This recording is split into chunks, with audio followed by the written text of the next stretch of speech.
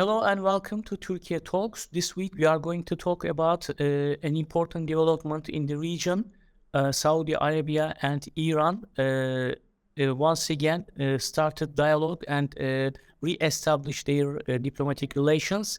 I am joined by Kadir Ustun as always, and today our guest is Bilgehan Alagoz. Professor Alagoz is from Marmara University. Thank you very much for joining. Thank you for having me. Professor Bilgehan, maybe we can start with you because I know you are studying Iran and the Gulf region very closely. First of all, after 7 years of halt between the two countries, after 7 years of adversarial relations between Saudis and Iranians, how come this realignment took place? What are the reasons according to you? Thank you, Bora. While evaluating the Iran-Saudi Arabia relations, I first need to clarify a misperception. Some people assume that there is always a conflictual relationship between the two countries, but indeed these two countries have the experience to use diplomacy as an effective tool at the end of the most crisis. For instance, in 1960, the two countries had a very high tension regarding the continental shelf issue in the Persian Gulf, but they came together and then agreed on an agreement. Similarly, in 2006 and 2007, inside Iraq, there was a great competition between the two actors, but they realized that this tension created problems for each party, and then the President of Iran, Mahmoud Ahmadinejad, visited Saudi Arabia, and then they reduced the tension. So these two countries had the experience to use diplomacy as an effective tool. But in the aftermath of the Iran nuclear deal, which was adopted in 2015, Iran started to use its gains in a negative way throughout the region. And in the Middle East, Iran created an atmosphere which created risks for many regional countries, and Saudi Arabia was among them. Especially inside Yemen, Iran used its proxies, and Iran created a particular relationship with the Houthis, which was an area of security concern for Saudi Arabia, because from the early years of the 1960s, Yemen issue has always been a national security problem for the Saudis. So through the perspective of Saudi Arabia, feeling Iran inside Yemen cannot be acceptable. That was the main reason why we have witnessed a 7-year-old problem between the two countries.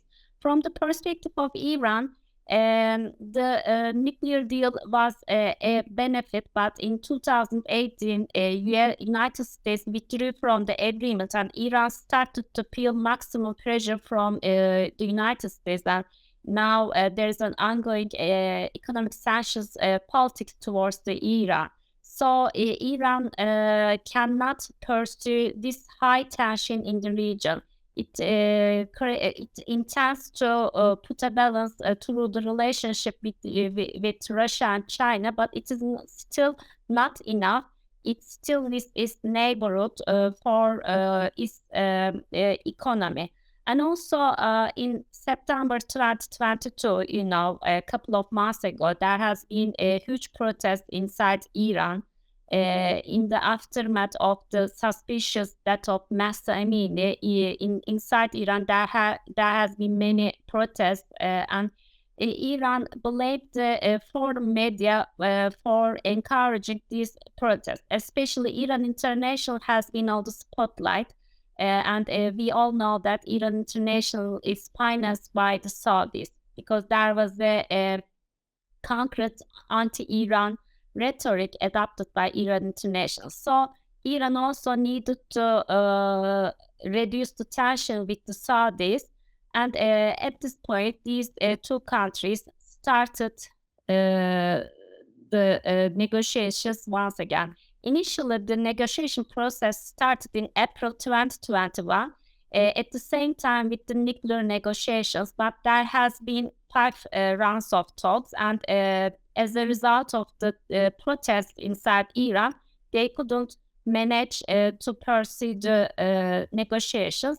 And we know that now China has put its influence on the both of the countries, and finally we have witnessed a reconciliation. So this has been an outcome mostly based on the dynamics of Iran-Saudi relationship, but also there is an external actor influence, namely it is China.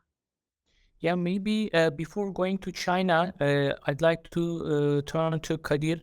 There are, as Bilgehan said, there are several reasons which led to this rapprochement between the two countries.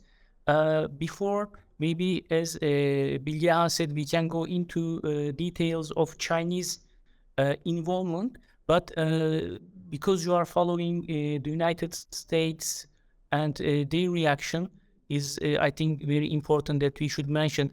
What was the reaction in the US? I checked a little bit Israeli media. They were criticizing the government. They regarded this as a failure of the Israeli diplomacy, etc. What is the reaction in the US? Well, the U.S. policymakers seem to be caught unawares. Their reaction is kind of twofold. One is, well, we've seen these kinds of agreements in the past. It's not going to go anywhere, and China is just kind of showing off. It's not going to materialize into a long-term policy, especially because China cannot really provide security guarantees that Saudis would want against Iran in case of a potential conflict with Iran. But at the same time, there are alarmists saying that, the United States has been pulling out of the region and China is now filling the gap, and we are seeing for the first time a major diplomatic achievement on the part of China. And this is very much, the debate is very much couched within the contours of the debate about American leadership in the Middle East and then competition with China. You and I discussed this with between ourselves and with other guests as well, Bora, that the United States has been willing to invest less in the Middle East, pay less costs, and shoulder the burden less compared to 2000s perhaps and early 2010s. And then there's been an intra-regional flurry of diplomatic activity, especially after the pandemic. Türkiye is involved in that process, has been trying to fix relations with a lot of countries. So while Türkiye is doing that, other countries are doing that between themselves as well. And as far as Israel goes, I think I doubt that Saudis did not inform the Israelis, because they've been warming up the relations with them for a while now. So I would guess that Israel had some sort of sense that this could happen. And then there's the nuclear issue, like Professor Alagoz mentioned. Interesting thing is the Biden administration has not been talking about Iran's right to enrichment anymore. That was a debate years ago. They have kind of lost hope about reaching an agreement, partly because of their fault. They didn't go back to the agreement as soon as Biden took power. Now, over time, it has become impossible for a variety of reasons. We can discuss the details if we need to, but the point is, Biden administration is not talking about enrichment anymore. They're talking about the bomb, right? If Iran goes for the bomb, what would they do? That's been sort of the debate has shifted to that question. And Israel is not happy about that, of course. Israel did not want Iran to have any capacity to reach the bomb, but now they're close. If they wanted to, I think within a matter of weeks and months, Iran could get to that level, although, they may not want to for strategic reasons, for other reasons. So these are kind of these are the things that are in the minds of Washington policymakers. I think, providing security guarantees to Saudi is very important, but the Saudis have been disappointed with Washington. They've been complaining for a long time with the Khashoggi issue, Yemen issue, and they haven't seen a strong pro-Saudi approach from the Biden administration. On the contrary, Biden called Saudi Arabia pariah. Although he did the fist bump, remember they didn't get what they wanted in terms of oil prices. Saudis didn't agree to substantially increase the oil production and do what the United States wanted at that point. So I think there is this gradual, let's say, gradual autonomy that every country in the region is trying to achieve, without, of course, destroying ties with the West, with the United States. But because of the Ukraine issue, the U.S. and the West on one side, and then Russia and China are emerging on the other side. Some call it a second Cold War. So the countries in the region have to pay attention to other powers outside the West, other powers outside the other than the United States. They're playing this game of balance in many ways. So there are reasons for them to make up, like Professor Alagoz indicated, between them. And of course, this has not been, Iran and Saudi, their relationship have been quite difficult for a number of years. But, it never reached the level of all-out war. It was always these proxy incidents, right? The Iranians attacked some Saudi oil tankers indirectly. Of course, they won't say they did it, but so it's been a regional proxy war, and that may not end tomorrow, right? That might still happen. Both sides might try to still show muscle against each other. But this is an important development, nevertheless, especially because of China brokering this deal, because we don't know how China reassured both sides. They must have given them certain guarantees about security. So we don't know the details of that, and I don't know if U.S. policymakers, the U.S. government knows much about it. So we'll have to wait and see how that transpires. Bilgehan, when it comes to regional powers, you were going to talk about China.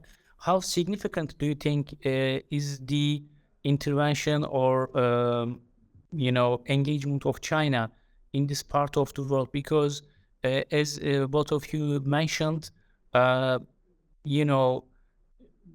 are talks about the U.S. is pulling out of the Middle East. Allies in the region, they are not happy with the attitude of the U.S. They don't know how much they can trust the United States. Even Turkey has its own problems with the U.S. Other nations, they have problems with the commitment of the United States. So do you think China can be a new player in the region after bringing these two rival powers together? How significant do you think it is for the region? Starting from the 2013, China has established a global vision, which is entitled as Belt and Road Initiative. And in the aftermath of the Belt and Road Initiative, China put a special emphasis on the Middle East. And we started witness both economic investments and also some sort of military cooperations. And China has always been perceived as mainly an economic actor in the Middle East in the aftermath of the Belt and Road Initiative. But here I need to state that starting from the 2015, China started military exercises in the Persian Gulf. That it has cooperated with Iran, Saudi Arabia, and even with Russia. There has been some military exercise in the Persian Gulf last year. And in the meantime, China established an Arab policy paper in 2015 and 2016 and started to have a particular Middle Eastern politics throughout all these years. Currently, China doesn't prefer mentioning the Belt and Road Initiative. It prefers diversifying the politics towards the Middle East. Last year, there has been an Asia Forum, and China declared Global Development Initiative and Global Security Initiative. And when we look at all these two initiatives, we see particular emphasis on the Middle East and the military aspects and the economic aspects. And also, I would like to remind you that in 2017, China launched its first military base in Djibouti. So China is now an actor which has a desire to also play through the military instruments. But here I have to mention that compared with the United States, the power of China in terms of military is still very limited in the Middle East. The actors in the Middle East, especially in the Persian Gulf, are heavily based on the U.S. Military power. U.S. is still the number one state for them to import conventional weapons and air defense systems. So they are heavily based on the U.S. Military arrangements. But this doesn't mean that they try other options. Here it comes to China. In the near future, I don't see China as a real alternative to the U.S. defense systems, but in the long term, China has this type of desire, and the actors, particularly Saudi Arabia, gave the message to the U.S. That it is in search of other partners in terms of military arrangements. And also here, I need to remind you that while this reconciliation was announced, in the meantime, Saudi Arabia leaked some news to the international community that it demanded the intelligence of nuclear technology from the United States. So for Saudi Arabia, still the Iran nuclear program is a great national security threat. And Saudi Arabia still has a desire to defend itself against this nuclear technology.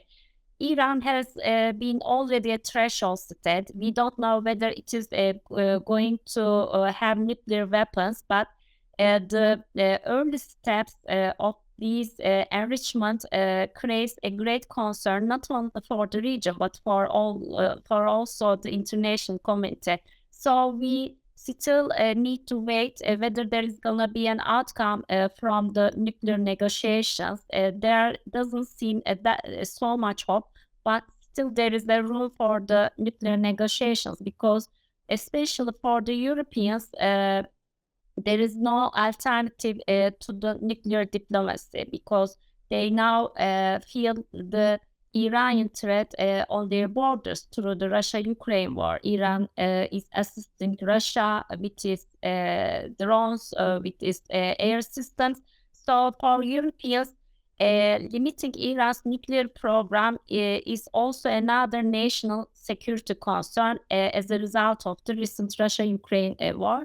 In total, I find the Iran-Saudi deal a positive outcome for our region, but we can also see some lacking sides, because we don't know to what extent China will be a real broker in all these conflicts, because up until now, China has not been a party to the conflicts in the Middle East.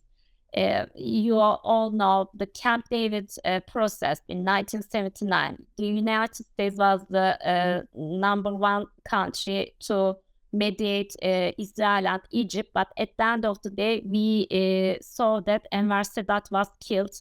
So the peace processes can sometimes end with an unwanted actions. So we don't know what's going to happen in the near future between Iran and Saudi Arabia. There can be some other crisis between the countries, because we don't know whether they have found a concrete solution for Yemen or other issues. So China also put itself to a risky position by having a direct involvement in a problem in the Middle East. So it is also gonna be an area where it can increase its impact or lose its positive image in the Middle East. We are gonna all discuss the issue. But I agree with Kadir, the discussions inside the United States about the withdrawal or more involvement in the Middle East is a very hot topic. There is not a consensus inside the United States. Recently, there has been a talk about whether U.S. can withdraw its soldiers from Syria, and the U.S. Congress decided not to withdraw its soldiers from Syria. But we all know that U.S. is involved in Syria, and this relationship is mostly relevant to its relationship with YPG. So here another ally feels the negative impact of United States in the Middle East. So I am not sure whether the U.S. involvement in the Middle East is something positive or negative. Up until now, we have seen the negative side as the Turkish citizens. I hope there is gonna be an updated agenda from the U.S. perspective, is because we need a balance of power in the region. Involvement of one actor in the region as an external actor is not something that stabilizes our region. We need more actors, more relationships, which can create a more balance of power in the region. Well, Kadir, what is your take on this? Do you think the United States has going to have more issues with the allies? Because many people, not only us, but many people think that the allies of the United States are looking for options in order to secure their for their security. Because sometimes, as we in Turkey observe, they can ally with groups which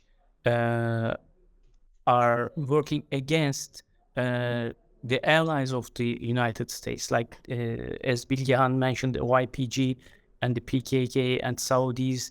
They didn't feel okay when they were hit by allegedly drones of Iran or their affiliates. Do you think this is going to be an issue for the US in the future, or is the US are the US decision makers aware of this problem? How much they can provide security to their allies? Well, I think just one reminder that the Biden administration has not even outlined a Middle East policy. They don't have an overarching guidance for American, government to say, okay, here is our priority, here are our priorities in the Middle East. They're very much focused on Ukraine, and then pushing back against China. They've just done the deal, the AUKUS deal in between the submarine deal with the with the American allies. They've been investing in Korea, Japan, trying to push India away and make it more of a leader in the region against China, although India, tries to strike a balance between the West and China. And in that grand strategy, the Middle East has taken much less of a space in terms of discussions, right? American foreign policy has been saying that we need to invest inside the country. It has become less and less concerned about global leadership issues, especially under Trump. And Trump was more of a, was giving ultimatums in many issues in terms of NATO, in terms of the Middle East. He didn't care about, what the internal dynamics of the Middle East was. He had a focus on, being very pro-Israel and then making evangelists happy at home. So his policy was one-directional in many ways. And then Biden, when he came, he said, okay, we're going to lead the West, but we're going to do it together with our allies. But those allies, European allies, don't have a lot of security capacity. Now they're trying to rebuild that capacity, especially in the wake of the Ukraine war. So for the United States, Middle East issues, they have that duality, like Professor Alagoz and you yourself mentioned. On the one hand, they're aware that the allies are not happy. Saudis, UAE, even Egyptians, Israelis even, they're not happy with U.S. policies in the region. But their response, Biden administration especially, their response is not to come back and say, okay, calm down, here is our policy. They're not saying that. So they're still trying to just do minimal. And that relationship with YPG obviously is a major threat for Türkiye. And Türkiye has been talking about it for a long time, and Washington is not offering any solution. So they're lacking comprehensive Middle East policy. And when it comes to nuclear issue, like I said, they are not pushing hard to get a deal. Like Professor Alagoz said, the EU is more worried about that. They do want a relationship with Iran, some sort of normalization in the medium and long term. But U.S. administration has now just made it a focus on the threshold. If Iran passes the threshold, then we'll make sure that they don't get the bomb, or if they try to, let's say. So when it comes to the Middle East, it's been a patchwork. There's no comprehensive Middle East policy. And now, with China's involvement in the Middle East, like Bilgehan said, the security aspect of it is weak. Their military capacity is not like the United States. They can't offer things that the United States can, but it's just a start probably from their perspective. So when you're trying to compete with China throughout the world, in Africa and other places, is the Middle East new ground for that competition? Again, Washington does not seem to have an answer for that. So when they're trying to think about the grand strategy about pushing back against China, Middle East is once again showing that, you can't ignore the region. This competition will happen throughout the region. And I think one good thing about it, the regional countries have to learn to deal with each other. We've discussed this before with you. They need to have much stronger bilateral relations so that, the impact of the outsiders, quote unquote, like the United States or China, that impact should not be sort of pushing the region altogether to one direction or the other. They should have their solid bilateral relations, and then outsiders, of course, have their interests, and those could be negotiated and created. That would create more long-term solutions, I would say. But when you just expect Washington to provide an overarching policy, or China to present an overarching policy, it's problematic for the regional countries, I think. Well, thank you very much for your comments. Before we close, Bilgehan, do you want to maybe mention very briefly about how much comfort this rapprochement will bring to Iranians? Good question, because Iran, as I mentioned, strongly needed a reconciliation in the region, because it is framed by the US pressure, and now Europeans are also creating some source of pressure on them. And these sanctions are a great barrier for Iran for having an economic relationship with many influential actors in the world. So this is gonna be a very positive step for Iran. In the meantime, Iran has started some sort of diplomacy with Bahrain, already pursues a diplomacy with United Arab Emirates. So this is also gonna be a message to Israel, because in 2020, both Bahrain and United Arab Emirates signed Abraham Accords with Israel, and this created a kind of a new door for Israel to make a pressure on Iran in the Persian Gulf. So as the continuity to Iran-Saudi reconciliation, if Iran manages to establish a concrete relationship with Bahrain and the United Arab Emirates, this is going to be a very positive step for Iran's foreign policy. And also from the perspective of Turkey, I feel it as a positive step, because Turkey is also updating its relationship with the Gulf countries. And having a balanced position in the Gulf will also be a positive outcome for Turkish foreign policy. So as a Turkish scholar, I found it as an affirmative step for our region. But for the long term, there are still risks, because it is the Middle East. You all know that we can never say a long-term peaceful solution for the Middle East. Thank you very much, Kadir. Are you going to say something? No, I mean, we're out of time. But okay, one thing about this Israel thing, right? Israel has been trying to, for a long time, corner Iran.